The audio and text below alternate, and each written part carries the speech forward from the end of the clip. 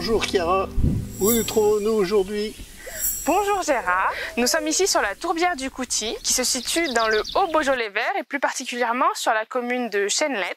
Nous sommes pas très loin du Mont Saint-Rigaud qui est le point culminant du département du Rhône. Et ici, cette tourbière, la tourbière du Couty, est la plus grande tourbière du département. Elle abrite une faune et une flore exceptionnelles. Et qu'est-ce qu'une tourbière? Une tourbière, c'est un milieu humide caractérisé par la présence surtout de sphènes, qui sont des petites mousses.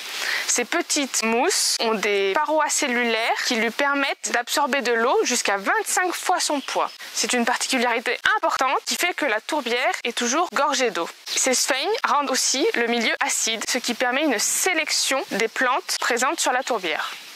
Cette tourbière est-elle libre d'accès? Alors non, la tourbière c'est un milieu sensible, il ne faut pas y pénétrer dessus, c'est interdit, car les sphènes et les drosera sont très sensibles et peuvent être rapidement piétinés.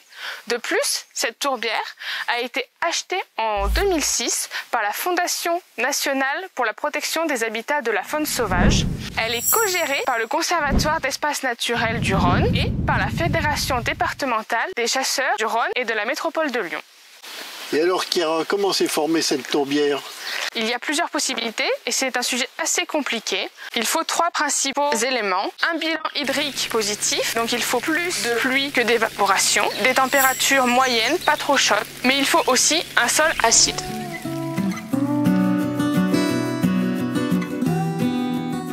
Nous nous trouvons ici sur une base de tuf volcanique. Ce tuf volcanique est une roche acide. Ce tuf compose la roche d'Ajou qui est en contre-haut. La roche d'Ajou est à l'origine même de la création de la tourbière du Couty.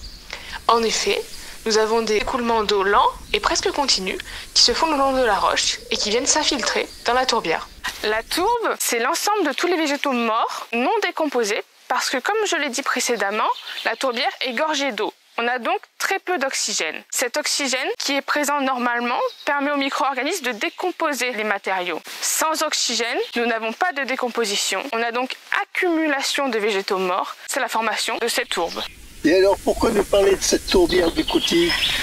La tourbière, c'est un milieu exceptionnel qui abrite une faune et une flore que l'on trouve très peu ailleurs. Les tourbières sont très rares. Elles représentent seulement 3% du globe. On peut trouver, par exemple, sur cette tourbière du Couty, des drosera à feuilles rondes qui sont des petites plantes carnivores.